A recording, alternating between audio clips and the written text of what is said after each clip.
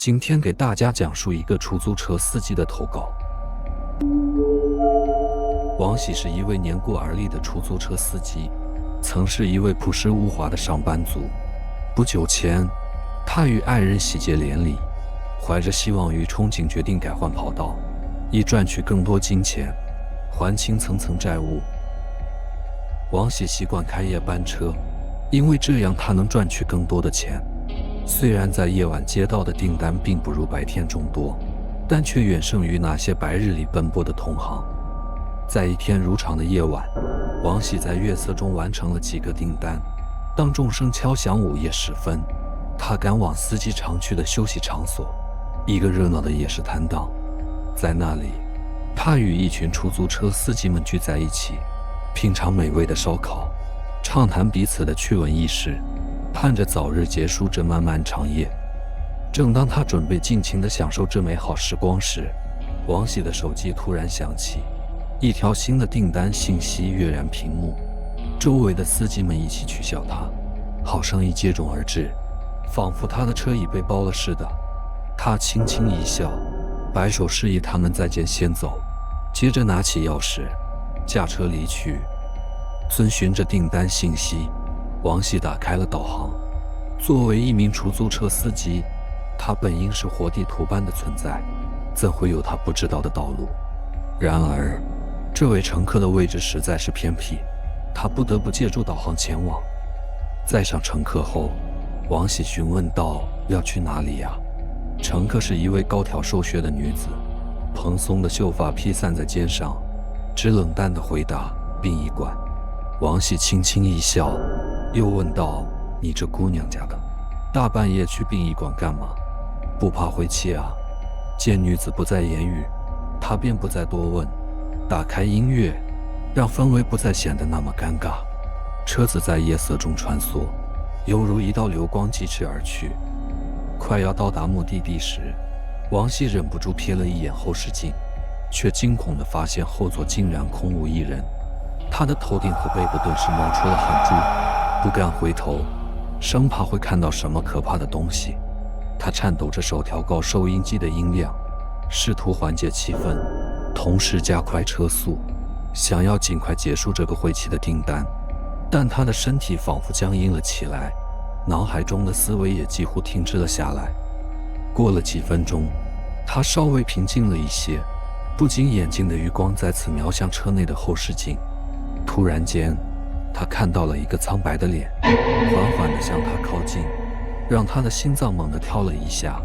那张惨白破损的面孔被一丛蓬松的头发遮挡着，头上戴着一个闪闪发光的发卡，却显得格外引人注目。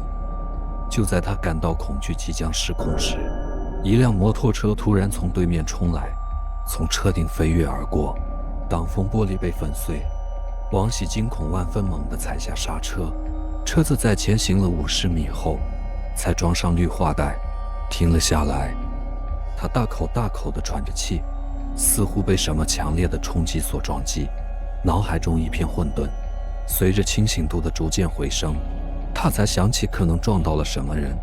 于是他下车仔细查看，但发现周围一切都很平静，没有任何摩托车的痕迹，更没有人的踪迹。难道是他眼花了？然而他的车前盖却被撞得飞了起来，这让他不得不报警并等待救援。在等待过程中，他走到车后查看是否有人受伤，但惊奇的是后座上空无一人。这个发现让他感到更加的不安与害怕，陷入了无尽的恐慌之中，两脚发软，瘫坐在地上。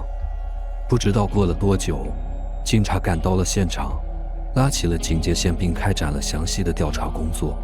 警察询问王喜事故的经过，但他语无伦次，反复强调女子消失的过程，这让警察怀疑他是否在酒后驾车。然而酒精测试结果显示他并没有酒驾，于是警方开始对现场进行仔细排查，并最终在附近的草丛里发现了一具早已腐烂很久的无名女尸。通过辨别女尸的衣服，王喜确认这就是他载的女子。经过3天的休息和洗澡驱邪，第4天，王喜怀着忐忑的心情准备出车。他来到修理厂取回了他的车子，并前往一家自助洗车店。他当然要先将车子清理干净，毕竟遇到了这么不祥的事情，彻底打扫车子也是为了自己的心安。当他在整理后座时，手指在缝隙间摸到了一个硬物，他拿出来一看，竟然是一个沉甸甸的金色发卡，它看起来非常值钱。王熙感觉这个发卡很眼熟，突然他想起这就是3天前那个诡异女人头上戴的发卡，他心中不由得一惊，不知道该怎么处理。于是他去找了城郊的道士，询问应该如何处理这个发卡。道士安慰他说，这是那个女人为了报答他的车费而送给他的珍贵礼物。道士还嘱咐他可以安心收下这个发卡，并且在接下来的日子里还能保佑自己的平安和幸福。当然，卖掉还钱贴补家用也没有什么禁忌。后来，警方通过线索展开搜捕行动，并最终抓获了凶手。原来，这名女子被人绑架并被抛尸荒野，而凶手则驾着摩托车逃离现场。女子的魂魄似乎找到了王喜，让他发现了抛尸现场。本集已经播放完毕，非常感谢大家收听，也感谢大家点赞、订阅和支持。